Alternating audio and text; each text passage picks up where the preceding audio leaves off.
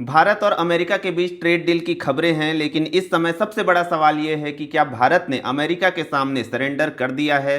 चलो आंकड़ों और तथ्यों के साथ समझते हैं क्या है सच्चाई। सबसे पहले तेल का खेल समझिए। पिछले साल भारत ने रसिया से तेल खरीदकर $10 बिलियन बचाए थे, लेकिन अब ट्रंप का कहना है कि भारत रसिया से तेल लेना बंद कर रहा है। अगर ऐसा हुआ तो अगले साल हमारा तेल का बिल 9 से $11 बिलियन बढ़ जाएगा। तो सस्ता तेल छोड़कर महंगा तेल खरीदना ये समझदारी है या दबाव? इस फैसले से पेट्रोल डीजल महंगा हो सकता है, जिसका सीधा असर आपकी जेब पर पड़ेगा। अब दूसरी बात, सरकार कह रही है कि अमेरिका ने टैरिफ 25% से घटाकर 18% कर दिया और मीडिया भी इसे बड़ी जीत बता रहा है। लेकिन सच ये है कि वियतनाम और बांग्लादेश जैसे देशों को 5% की एक्स्ट्रा छूट मिलती है, इसलिए उनका माल सिर्फ 15% टैक्स देकर अमेरिका में बिक जाता है, लेकिन भारत पर 18% टैक्स लगेगा। इसके अलावा ट्रंप का यह भी कहना है कि भारत आने वाले अमेरिकी सामानों पर 0% टैक्स लगेगा, यानी उन्होंने हमारे लिए अपनी खिड़की थोड़ी सी ही खोली और हमने अपने घर का दरवाजा ही उखाड़ दिया। तीसरी बात, ट्रंप कह रहे हैं कि भारत ने वादा किया है कि वो अमेरिका से $500 बिलियन का सामान खरीदेगा।